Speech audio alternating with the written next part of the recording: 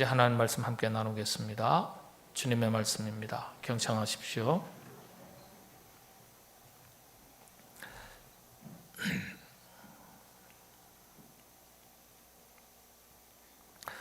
너희 안에 이 마음을 품으라. 곧 그리스도 예수의 마음이니 그는 근본 하나님의 본체시나 하나님과 동등됨을 취할 것으로 여기지 아니하시고 오히려 자기를 비워 종의 형체를 가지사 사람들과 같이 되셨고 사람의 모양으로 나타나사 자기를 낮추시고 죽기까지 복종하셨으니 곧 십자가에 죽으심이라. 아멘.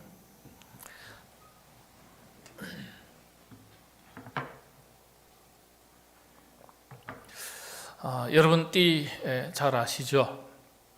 여러분 띠 어떤 띠이십니까? 요즘은 초등학생도 너 띠가 무엇이냐 그러면요 이 띠를 알더라고요. 아마 부모님이 가르쳐 주셨기 때문에 알지 않겠습니까? 그리고 또 부모님이 자신의 띠를 잘 안다는 거예요. 그거는요. 아마 대한민국의 국민이라면 자신의 띠를 모르는 분이 과연 계실까 싶습니다. 누구나 자신의 띠를 알고 있습니다. 자, 올해 무슨 띠죠? 그렇죠. 잘 모르세요. 내 띠는 알아도 남의 띠는 몰라요. 원래 다 사람은 자기 중심으로 사니까. 올해 무슨 띠죠? 잘 모르겠습니다. 저도. 내년은 그렇다면 무슨 띠일까요? 내년에 무슨 띠일까요?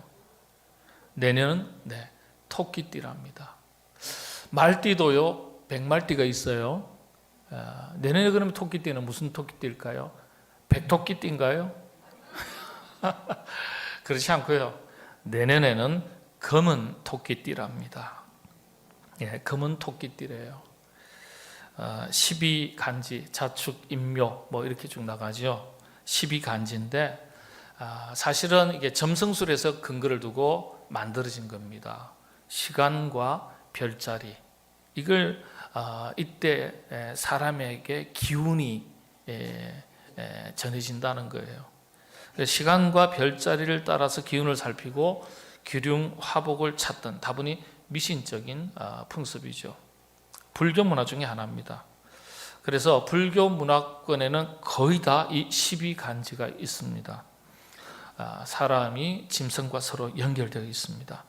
12간지에 나오는 짐승은요, 이 머리는 짐승이고 몸은 사람입니다. 우리나라는 통일 신라 때부터 사용한 것으로 알려져 있습니다. 이 문화가 1000년이 훌쩍 넘도록 우리 문화 속에 깊이 녹아나 있습니다. 점성술에서 출발했는데 다분히 미신적인 요소가 있죠. 그런데 그걸 미신을 믿거나 그래서 우리가 띠를 알고 그런 건 아니죠. 여러분 잘 아시는 윷놀이도 사만시대, 변한, 마한, 진한 이 사만시대 때 별자리를 가지고 운을 점치던 점성술에서부터 시작된 거예요. 근데 누가 그거 점 본다고 윷놀이 합니까? 그렇게 하지 않고 다 재미삼아 놀이, 오락으로 하죠. 근데 1000년 넘게 우리 문화 속에 뼛속 깊이 녹아나 있는 것이 이 12간지 띠 문화입니다. 어떤 사람의 어떤 기질적 특징을 짐승의 이미지에 비유해서 설명하기도 하죠. 여러분 잘 아시는 대로 사람마다 저마다 각각의 이미지가 있습니다. 제가 오늘 안경을 벗었는데요. 안경이 집을 나가가지고 못 찾아서 제가 눈에 뵈는 게 없습니다. 근데 여러분 안경 쓸 때하고 안경 벗을 때 이미지가 서로 달라요. 머리 모양 하나 바꿔도 이미지가 달라 보이고 옷도 마찬가지죠. 그렇지만은 여러분 100이면 100 다 다른 사람의 이미지를 몇몇 동물의 이미지를 가지고 설명할 수 있는 건 아니라 그렇게 생각합니다. 근데 성경 이야기로 돌아가 보면요, 이 성경은요 예수님을 설명할 때 쉽게 이해하도록 하기 위해서 여러 가지 은유를 동원하고 은유를 사용하고 이미지를 사용합니다. 지난 시간에 말씀드린 대로 예수님을 왕의 이미지로, 왕 같은 왕의 만왕의 왕 되신 예수님, 또 대제사장으로서의 예수님. 이미 이스라엘 백성들은 제사장을 볼 때 어떤 의미인지 이미지가 있거든요. 그러니까 그런 분으로서 예수님을 바라보도록 이해하도록 만든 거예요. 그래서 대제사장이신 예수님, 들에 핀 백합화, 나는 꽃이다, 샤론의 꽃이다. 예. 나는 포도나무여 너희는 가지다. 포도나무로 비유하시기도 하고, 그리고 유목국 사회에서 양과 목자와의 관계를 통해서 예수님을 목자로 그렇게 비유해서 설명하기도 합니다. 나는 생명의 떡이다. 생명의 떡. 나는 산 돌이다. 마시면 다시는 목마르지 아니할 생수다. 지난 시간에는 예수님의 이미지를 어떤 것으로 설명했습니까? 친구다. 친구. 그렇죠?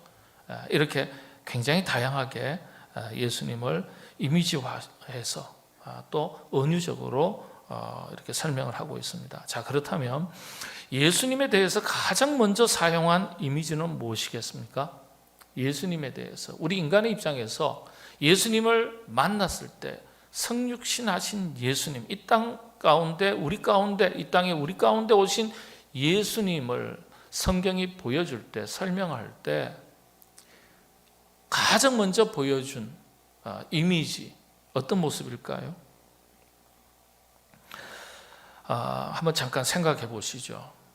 생각하시는 동안에 제가 설명을 드리겠습니다. 다른 말씀을 좀 드리겠습니다. 성탄절을 이렇게 요약하는 학자들이 있습니다. 신학자들이 있어요. 예수님을 기다렸다. 그 예수님께서 찾아오셨다. 찾아오신 예수님을 우리가 닮는다. 닮는 우리 예수님을 전한다. 예수님을 기다렸다, 찾아오셨다, 닮는다, 그리고 전한다. 아주 간단하지만은 구원에 관한 신앙 세계 전체를 압축해서 요약한 것이라고 말씀드릴 수 있습니다. 그런데 또 다른 표현으로 이것이 더 정확한 표현입니다. 우리 가운데 예수님께서 우리 가운데 오셨다. 그리고 십자가를 지셨다. 부활하셨다. 그리고 다시 오실 것이다. 이건 신학적으로 성경에 담겨져 있는 모든 예수님에 대해서 예수님에 대한 모든 교리를 압축하면 이 네 가지로 표현합니다. 우리 가운데 찾아오셨다. 성육신 사건. 그리고 우리를 죄에서 구원하시고 우리를 살리시기 위해서 십자가의 고난을 받으시고 죽으셨죠. 십자가를 지셨다. 3일 만에 부활하셨죠. 예. 그래서 성육신 사건, 십자가 사건, 부활 사건, 그리고 마지막 날 우리 주님은 다시 재림하실 것이다. 정말 재림 사건. 여러분, 예수님에 관해서 모든 이야기를 다 종합하면 이 네 가지로 압축을 합니다. 기독교 사상의 핵심이라 그렇게 말합니다.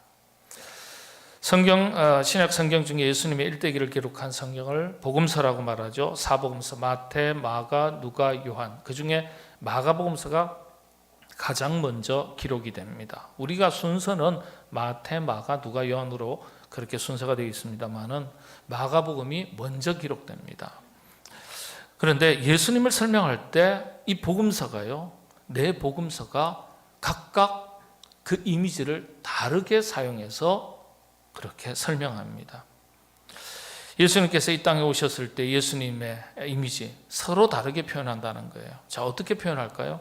자, 말씀을 다시 돌아가면 성육신하신 예수님에게서 우리가 보게 되는 첫 번째 이미지가 어떤 이미지일까요? 마태복음은요, 왕으로 오신 예수님, 왕의 이미지를 강조해서 설명합니다. 왕의 이미지. 자, 그러면 두 번째, 사실은 두 번째가 더 정확한 거죠. 첫 번째 이미지죠. 마가복음은 이 땅에 섬기는 자로 오신 예수님, 섬기는 종의 이미지를 강조해서 설명을 합니다. 그리고 주 예수 그리스도, 주님을, 주라는 것은 구원자를 말합니다. 그래서 마태, 마가, 누가, 요한복음서에서 예수님을 설명할 때 구주로 구세주로, 구원자로 가장 많이 설명하는 것이 바로 마가복음서입니다. 주라는 단어를 굉장히 많이 사용해요. 우리는 다 마태, 마가, 누가, 요한복음서를 그냥 쭉 읽어가고 은혜 받지만은 사실은 좀 더 집중해서 자세하게 들여다보면은 이렇게 서로 다르게, 서로 다르지만은 예수님의 다양한 모습을 분명하게 구분지어서 우리에게 보여주고 있습니다. 자, 그렇다면 누가복음은요? 누가복음은 예수님을 인간 예수의 이미지, 인간의 이미지로 설명을 합니다. 예수님의 인성에 대해서 강조하고 있습니다. 그래서 이렇게 이미지를 가지고 설명하고 있기 때문에 각 복음서에는 별명이 붙어 있습니다. 마태복음은요, 왕으로 오신 예수님. 그러면 짐승 중에서 이 모든 짐승 중에서 왕은 누구죠?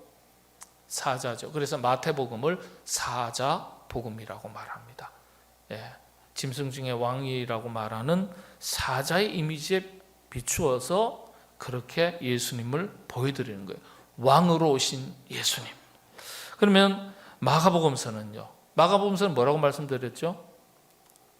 마가복음서는요, 섬기는 종의 이미지죠. 종의 이미지. 그럼 짐승으로 비유한다면 어떻게 비유할 수 있겠어요? 섬긴다는 건 일꾼을 말하는 거죠. 일하는 거죠. 그러니까 마가복음을 송아지 복음이라고 합니다. 그렇게 별명을 붙입니다. 송아지 복음. 누가복음은요? 누가복음은 인간 예수를 강조한다고 말씀드렸습니다. 예수님의 인성을 우리와 똑같은 모습으로 찾아오신, 하나도 부담스럽지 않은, 여러분 사람이요 가장 편한 게, 사람을 만날 때, 어떤 사람을 만날 때 가장 편한 줄 아세요? 나와 똑같은 사람을 만날 때 가장 편합니다.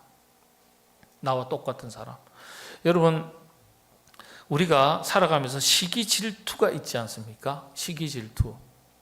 시기 질투의 그 심리의 밑바닥에 어떤 게 자리 잡고 있는지 아세요? 나와 다른 것에 대해서 불편하기 때문에. 나보다 잘생겼어요. 나보다 키도 커요. 인물도 훤해요. 인물이 좋아서 빛도 나는 것 같아요. 사람들이 주목해요. 부러워요. 근데 내 얼굴을 보니까 새카맣거든요. 이거 뭐 어떻게 바꿉니까? 그러니까 나보다 더 잘난 사람을 내 수준으로 끌고 내려와야 되는 거예요. 시기 질투는 나와 똑같은 수준으로 만들어야 되는 거예요. 상대방을요. 그래서 끌어내리는 심리 역동에서 출발하는 겁니다. 저 밑바닥에는요. 시기 질투하는 것은 사실 자기 자신에 대해서 I am not okay야. I am okay가 안 되는 거예요. 나 자신에 대해서 만족이 안 되는 거예요. 나 자신에 대해서 만족이 잘 되면요, 굳이 상대방을 끌어내릴 필요가 있습니까? 없습니까? 내가 저 사람보다 더 잘났는데 끌어내릴 필요가 뭐 있어요? 내가 저 사람보다 키도 더 큰데. 예.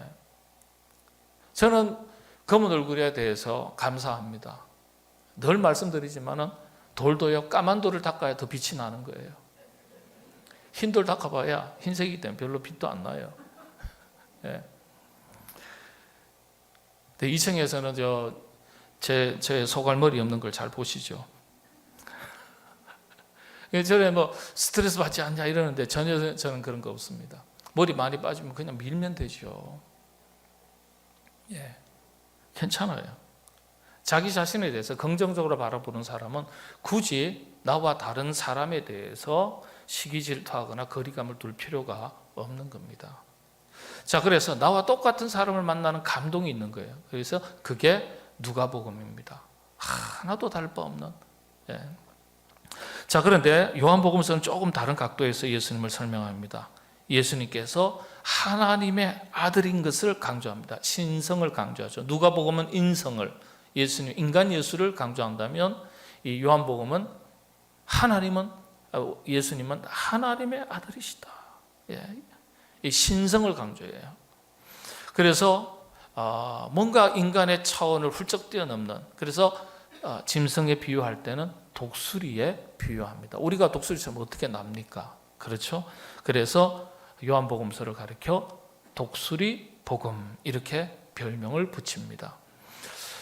조금 더 풀어서 설명을 드리면 마태복음은 자기 백성들을 억압과 속박으로부터 구원해 주실 전능하신 왕으로서 오신 분을 설명하는 것이요, 설득력 있는 예수님의 모습이죠.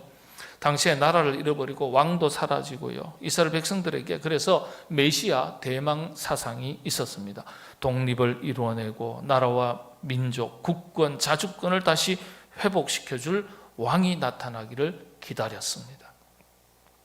마태복음은 찾아오신 예수님을 바로 그런 전지전능하신 왕이신 것을 설명하고 보여주는 겁니다. 마가복음은 예수님은 왕이 아니라 낮고 낮은 자의 모습으로 종으로서 섬기는 자의 모습을 가지고 오신 분으로 그렇게 설명합니다. 그래서 송아지처럼 묵묵하게 일을 열심히 하는 종의 모습, 그렇게 보여준 겁니다. 설명하는 겁니다.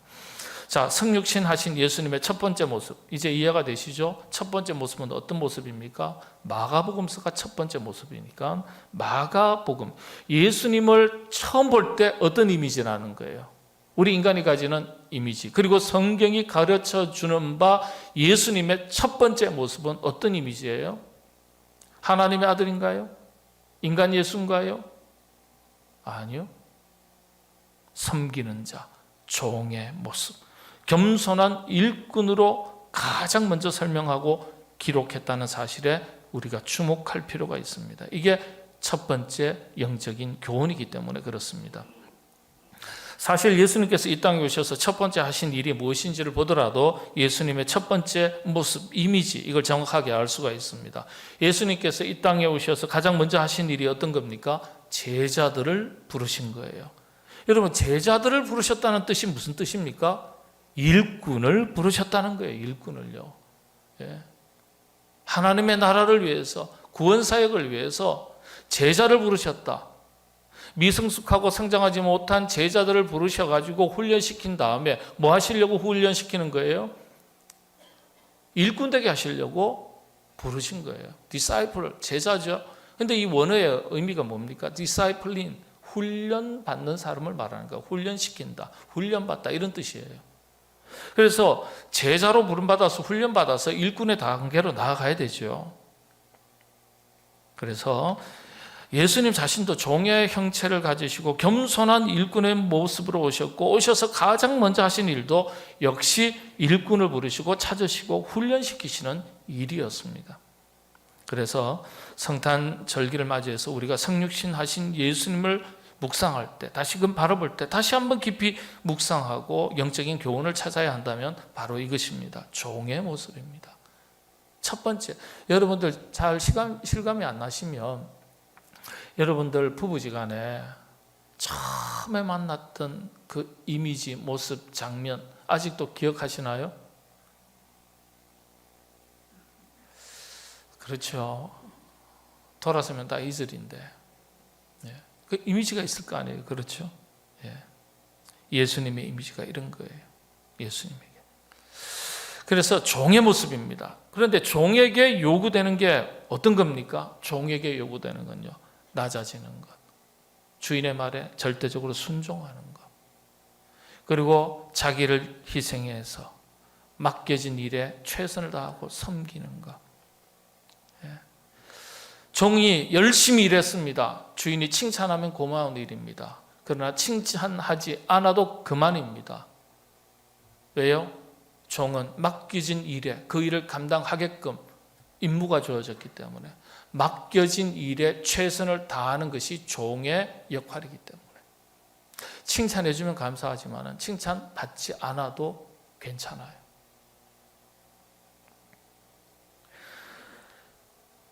성육신 하셔서 예수님께서 가장 먼저 보여주신 모습이 바로 이와 같은 모습입니다. 자, 여기에 하나만 더 말씀드리겠습니다. 성경을 읽다 보면 어느 한 학자가 이 점에 대해서 비슷하게 이야기를 했습니다. 제가 좀 더 분명하게 말씀을 드릴게요. 예수님께서 이 땅에 오셔가지고 하늘나라 보좌를 버리시고 이 땅에 오셔서 자신을 희생하고 섬기는 종으로서 생명을 내어주기까지, 그리고 십자가의 고난도 다 받으셨는데, 충성을 다하셨는데 성경에 이 말이 없습니다. 예수님에 대해서, 하나님께서 예수님에 대해서 이 말씀이 없어요.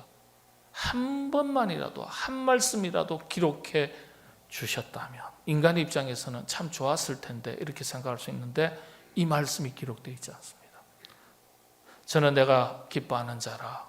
이 말씀이 기록되어 있는데 우리 인간적인 측면에서 수고하고 고생하고 자신을 아낌없이 희생했던 예수님에 대해서 하나님 아버지께서 예수님에 대해서 이 한 말씀을 안 하셨어요. 근데 우리 인간에게는 꼭 이 말이 필요해요. 왜냐? 우리는 신이 아니기 때문에. 어떤 말일까요? 잘했다, 수고했다, 고생했다. 여러분, 하나님께서 예수님에 대해서 칭찬하신 일이 한 번도 없습니다. 칭찬하신 말씀이 없어요.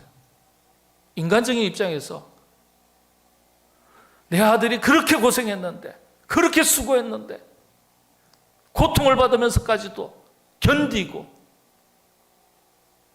부여된 사명을, 역할을 잘 감당했는데 하나님은 단 한 번도 예수님에 대해서 칭찬하신 일이 없대요. 우리도 열심히 일한 헌신된 일꾼들에게 칭찬 안 해도 될까요? 아니에요. 우리는 해야 돼요. 왜 그렇죠? 우리는 인간이기 때문에. 그러니까 금년 한 해 마치실 때 가족들 가운데, 성도들 가운데 고생했다, 수고했다, 애썼다, 고맙다, 이런 인사를 주고받으셔야 돼요. 이런 인사를 주고. 우리는 인간이기 때문에. 성경에는 그런데 놀랍지 않습니까? 어떻게 한 말씀도 안 하셨을까? 이걸 가지고 연구하는 학자가 있어요. 아주 드문데 있습니다. 예수님이 이 땅에 오셔가지고요, 그런 칭찬 한마디 받지 않으시고 끝까지 최선을 다하고 끝까지 충성을 다하시는 거예요. 끝까지 자기 희생을 다하는 거예요. 이게 우리에게 교훈이 되는 거예요. 우리는 칭찬받아야 힘을 얻습니다. 그런데 진짜 일꾼은요, 칭찬하지 않아도, 칭찬받지 않아도 자신의 역할, 책임, 임무라면, 사명이라면 묵묵하게 끝까지 하는 거예요. 그게 진짜 일꾼 아니겠습니까? 칭찬하고 주목하고 박수받고 그래서 내가 역할을 감당하는 거 누가 못합니까? 그런 것 없이도 할 수 있어야 된다는 거예요. 예수님께서 제자들을 불러 모으시고 가르쳐 주신 말씀, 마가복음서 10장 43절 이하의 말씀인데, 너희 중에는 그렇지 않을지니 너희 중에 누구든지 크고자 하는 자는 너희를 섬기는 자가 되고 너희 중에 누구든지 어뜸이 되고자 하는 자는 모든 사람의 종이 되어야 하리라. 인자가 온 것은 섬김을 받으려 함이 아니라 도리어 섬기려 하고 자기 목숨을 많은 사람의 대속물로 주려 함이니라. 예수님께서 직접 그렇게 설명하셨어요. 종이 되어야 된다. 너희는 종이 되어야 된다. 왜냐? 예수님께서 마가복음서에서 첫 번째로 보여주신 예수님의 자신의 이미지가 뭐라고요? 종의 모습이었거든요. 그러니까 그걸 제자들에게도 요구하는 거예요. 종이 되어야 된다. 종이 되어야 된다. 사도 바울은요, 성육신하신 예수님의 모습, 종이 되신 이 모습을 너무나도 정확하게 이렇게 또다시 설명하고 있습니다. 그게 오늘 본문 말씀이에요. 너희 안에 이 마음을 품으라 곧 그리스도 예수의 마음이니 그는 근본 하나님의 본체시나 하나님과 동등됨을 취할 것으로 여기지 아니하시고 오히려 자기를 비워 종의 형체를 가지사 사람들과 같이 되셨고 종의 형체를 가지사 그랬습니다. 사람의 명으로 나타나사 자기를 낮추시고 죽기까지 복종하셨으니 종으로서 죽기까지 복종했다, 순종했다, 충성했다. 십자가에 죽기까지. 그래서 여러분, 이 성탄의 절기에 성육신하신 예수님의 여러 가지 모습들을 생각할 때 가장 먼저 우리가 떠올려야 될 예수님의 모습이 어떤 모습입니까? 자신이 보여주신 대로 종의 모습이라는 거예요. 그래서 주님의 이런 모습을 생각하면서 우리 자신을 말씀으로 비춰보고 예수님처럼 우리도 하나님의 뜻을 먼저 구하고 맡겨진 사명 앞에서 그런 섬기는 종의 모습, 낮아지고 순종하고 자기를 희생하고 섬기는 일꾼으로 그렇게 살아가고 있는지 우리 자신을 살필 수 있어야 합니다. 자, 여러분, 우리 모두 각자 하나님의 부르심을 받고 맡겨주신 자기 직분, 자기 역할, 자기 책임, 사명들이 다 있지 않습니까? 주님의 모습을 본받아 살아가고 있는지 이런 살펴보시고 믿음의 결단이 있으시게 되기를 바랍니다. 예수님을 설명하는 아주 중요한 표현 하나가 더 있습니다. 바로 변두리로 가신 예수님이라는 표현입니다. 하늘 보자 신으로서 하나님이 인간이 되어 성육신 하셔서 이 땅에 오셨다는 것 자체가 변두리를 찾으신 거예요. 변두리. 그 뒤로 예수님은 평생 변두리를 찾으셨어요. 여러분, 성육신 자체가 변두리로 오신 것 아니겠어요? 태어나신 장소가 변두리 베들레헴입니다. 자라신 곳이 변두리 나사렛입니다. 성경에서 나사렛을 어떻게 표현합니까? 나사렛에서 무슨 선한 것이 나오겠느냐? 거기에서 뭐가 좋은 게 나오겠느냐? 무슨 인물이 나오겠느냐? 그렇게 철저하게 소외된 변두리가 나사렛이에요. 나사렛. 맨 처음 찾아간 사람들이 변두리 사람 어부들입니다. 내몰린 사람들이었어요. 지금이야 어부는 그런 사람도 아니지만은요. 맨 처음 찾아가서 기적을 보여주신 것도 변두리 가나 지역입니다. 그리고 천국 복음 전하시면서 항상 다니시던 곳이 다 변두리입니다. 갈릴리, 사마리아, 가버나움 다 변두리예요. 만나는 사람들도 전부 중심에 있는 사람들이 아니라 거리의 여인, 병든 자, 소외받는 자, 손가락질 받던 사람들 전부 변두리 사람들. 여러분, 당시의 중심은 예루살렘입니다. 근데 이 예루살렘에 예수님은 딱 2번만 가셨습니다. 어릴 때 부모님을 따라서 호적 신고하러, 출생 신고하러 한 번 가셨고, 마지막은 십자가에 죽으러 가셨습니다. 당시에 사람들의 정신적 그리고 환경적, 정치적 모든 삶의 중심은 예루살렘이었습니다. 모든 것의 중심이라고 여겨졌던 곳입니다. 그런데 예수님은 그런 중심에서 활동하신 것이 아니라 평생을 두고 변두리만 찾아다니신 거예요. 변두리만. 철저히 예수님은 이 변두리에 계셨어요. 변두리에서 나셨고, 변두리에서 자라셨고, 변두리를 다니셨고, 변두리에서 천국 복음 사역을 감당하셨습니다. 자, 그렇다면 우리도 이제 변두리를 찾아가야 될까요? 사람들은요, 변두리 안 좋아해요. 여러분, 변두리 싫어합니다. 사람들이 다 강남 가고 싶어 해요. 강남 못 가면 어디 가죠? 천당 밑에 분당이니까 분당 가면 좋겠죠. 예. 모든 것이 다 갖추어져 있는, 교통도 좋고 교육의 중심, 그렇죠? 아니면 어떤 환경의 중심, 정치의 중심, 저 시골, 외진 곳에 시골 가서 사시고 싶은 분 계세요? 아니요. 교통 좋고 편리하고 병원 가깝고, 예. 다 그런 곳에 살기를 원합니다. 그런데 예수님은 변두리만 다니셨어요. 여기에 성경이 주는 메시지가 있습니다. 어떤 것일까요? 사람들은 예루살렘이 세상의 중심이라고 말하지만은 예수님을 따르는 사람은 예수님이 세상의 중심이라고 말하는 사람들이에요. 그래서 예수님이 있는 곳이 곧 세상의 중심입니다. 예수님이 가는 곳이 곧 세상의 중심이 되는 것입니다. 이게 영적인 교훈입니다. 예수님 가시는 곳이 세상의 중심인데, 예수님의 시선이 머물고 마음을 두신 곳이 세상의 중심입니다. 변두리에서 사시다가 인본주의와 또 세속화의 기둥이 되어버린 예루살렘에서 십자가 죽음을 보여주시면서 세상의 중심이 어디에 있는지를 역설적으로 성경을 통해서, 자신의 생애를 통해서 보여주신 거예요. 그러면서 우리의 마음과 시선을 어디에 두고 살아야 하는지를 가르쳐 주신 겁니다. 말씀드린 대로 사람들은 세상의 중심에 마음을 두고 삽니다. 그런데 예수님께서 그 중심에 없다면 그게 진짜 변두리 아니겠습니까? 그래서 변두리 신앙이 있는 거예요. 이 변두리 신앙을 다양하게 해석을 하는데요. 여러분의 10년 가운데 여러분 예수님이 중심에 안 계시면 여러분은 변두리 신앙이에요. 금만 떠도는 신앙인 거예요. 그게 진짜 변두리죠.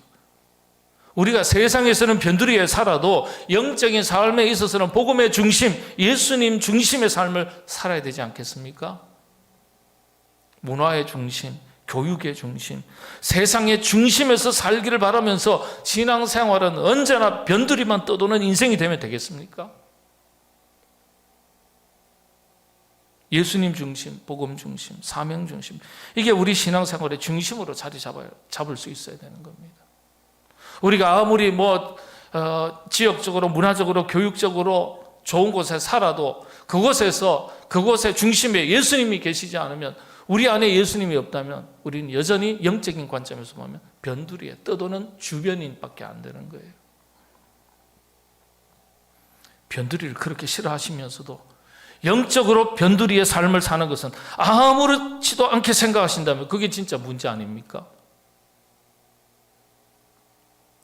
주님께서 이렇게 영혼을 구원하시려고 십자가를 지시기 위해서 변두리를 찾아오셨는데, 세상 사람들의 눈에는 변두리지만은 영적인 기준에서는 진짜 세상의 중심이 있는 거예요. 예수님의 중심에 계시니까. 그곳으로 가시면서 제자들에게 이렇게 요청하셨습니다. 이에 예수께서 제자들에게 이르시되 누구든지 나를 따라오려거든 자기를 부인하고 자기 십자가를 지고 나를 따를 것이니라. 누구든지 제 목숨을 구원하고자 하면 이룰 것이요 누구든지 나를 위하여 제 목숨을 잃으면 찾으리라. 누구든지 나를 따라오려거든. 종으로 오셔가지고 종으로서의 삶을 살아가시는데, 그래서 나를 따라오려면 종이 되어야 된다. 그 종은 뭐예요? 자기 십자가를 지고 따르는 종이라는 거예요. 이 한 말씀을 압축하면요, 같이 가자, 자기 십자가를 지고 가자, 그 말씀하시는 거예요. 근데 사람들은요, 변두리 가고 싶어 하지 않습니다. 힘든 거 싫어합니다. 무거운 짐 부담스러워합니다. 시키는 일 하고 싶어 하지 않습니다. 내가 원하는 것 하고 싶어 합니다. 그래서 십자가를 지고 따라오라고 하시지만은 십자가는 피하고 싶습니다. 그래서 주님께서는요, 때때로 우리의 믿음이 진짜인지 가짜인지 시험하실 때가 있어요. 시험은, 테스트는 간단합니다. 우리 앞에 십자가를 던지시는 거예요. 그리고 우리의 반응을 보시는 거예요. 이와 비슷한 이야기가 복음서에 잘 나와 있습니다. 복음서의 말씀 중에 여러분 기억하실 겁니다. 돼지에게 뭘 던지지 말라고요? 진주를 던지지 말라. 사람을 돼지에 비유하기 때문에 기분 나쁘게 들리실지는 모르겠지만 정확한 말씀입니다. 진주를 던져보면 알아요. 이게 사람인지 돼지인지. 돼지는 진주를 알아보는 눈이 없습니다. 사람은 진주를 알아보는 눈이 있습니다. 진주를 알아보는 존재가 있고 진주를 몰라보는 존재가 있는 겁니다. 돼지에게 진주를 던지지 말라는 말씀은요, 귀한 것을 귀한 줄 모르는 존재에게 던지지 말라는 말씀이기도 하지만은 진주를 가지고 옥석을 가릴 수 있음을 동시에 보여주는 이야기입니다. 진주를 던져보면 진짜인지 아닌지 알 수 있습니다. 그래서 주님은 우리에게 십자가를 던지시는 거예요. 세상 사람들은 십자가를 부담스러워하지만은 영적인 세계에서 십자가는 진주예요. 진주예요. 생명의 십자가라고 말하지 않습니까? 나도 살고 남도 사는 거예요. 남도 살리는 거예요. 마땅히 내 몫인 줄 알고 지고 따르는 사람이 있는가 하면 따르기는 하지만은 십자가는 가급적 피하면서 따르는 이들도 있고요. 그리고 이건 내가 왜 지냐고 회피하고 부정하고 돌아서는 사람도 있습니다. 세 종류예요. 다 성경에 기록된 이야기입니다. 이렇게 십자가를 보여주셨는데 제자들의 태도가 어떤 것입니까? 마가복음서예요. 제자들이 다 예수를 버리고 도망하니라. 한 청년이 벗은 몸에 배 혼디부를 두르고 예수를 따라가다가 무리에게 잡히매 배 혼디부를 버리고 벗은 몸으로 도망하니라. 처음부터 도망간 제자들이 있는데 어떤 사람은 그래요. 그래도 한번 해보겠습니다. 하다가 좀 힘들어요. 여러 가지 어려운 일들이 생겨요. 아이고, 내가 선택 잘못했습니다. 나 못 가겠습니다. 못 하겠습니다. 배 혼니부를 홀라당 벗어 던지고 도망가 버려요. 십자가에 달리셨을 때 여러분, 오직 사도 요한 한 제자만 빼고 다른 모든 제자들은 다 도망가 버렸습니다. 다 도망가 버렸어요. 이 장면을 두고서 황금의 입술로 알려져 있는 존 크리스토스톰이 아주 훌륭한 분이에요. 이 내용을 두고서 이렇게 얘기합니다. 첫 번째는 십자가의 그림자만 보고서도 도망가는 사람들이 있다는 거예요. 십자가의 그림자만 보고서도 도망가는 사람들이 있다. 그런 제자들이 있었다는 거예요. 두 번째는 십자가 자체를 보고서 도망한 사람도 있다. 십자가 자체를 보고 도망간 제자들도 있다는 거예요. 십자가 그림자 앞에서도 다 도망가는데 십자가 앞에서 끝까지 피하지 않았던 제자가 있는데 그게 누구냐? 사도 요한입니다. 사도 요한. 진짜 멋진 제자죠. 주님은 때때로 우리를 시험하십니다. 진짜인지 가짜인지 십자가를 툭 던지시고 우리의 반응을 보십니다. 사랑하는 여러분, 우리 모두 주님께서 하나님께서 툭 던지신 십자가 할 수만 있으시거든 이 잔이 내게서 지나가게 하옵소서 그렇게 기도하셨지만 아버지의 뜻이라면 순종하겠다는 고백을 겟세마네 동산에서 드리지 않습니까? 이런 모습을 우리가 배워야 되는 거예요. 예수님의 종 대신 예수님의 섬기는 정신, 희생하는 정신, 낮아지는 정신. 그래서 우리가 더 낮아지고 더 겸손해져야 하겠습니다. 복음의 일꾼으로서 생명을 살리고 영혼을 구원하는 일에 자기 십자가를 지고 우리 주님께서 빛이 되어주신 것처럼 변두리에서 빛이 되어주셨던 것처럼 그것이 중심이 아닙니까? 어두운 곳에 가서는 빛을 발하고 다툼과 분쟁과 갈등과 고통과 눈물이 있는 곳에는 치유자가 되어주시고 화해자가 되어주시고 서로 섬김을 받으려고 하는 자리에 가셔서는 섬기는 자가 되어주시고 다들 대접받고 주인 노릇하고 싶은 자리에 가서는 종이 되어주신 것, 이것이 성육신하신 예수님으로부터 우리가 배워야 될 성탄의 정신입니다. 저 여러분, 우리가 다 이런 주님의 모습을 본받아서 장차 우리가 주님 앞에 섰을 때 착하고 충성된 종이라 칭찬받는 신실한 충성스러운 종이 다 되시기를 바랍니다. 기도하겠습니다. 하늘 보자 버리시고 낮고 낮은 이곳에 죄인된 저희들을 살리시기 위하여 종으로 찾아주셨고 자신의 생명을 기꺼이 내어주시기까지 섬기셨던 우리 주님의 모습을 본받아 우리도 그와 같이 살아가도록 인도하여 주시옵소서. 예수님의 이름으로 기도하옵나이다. 아멘.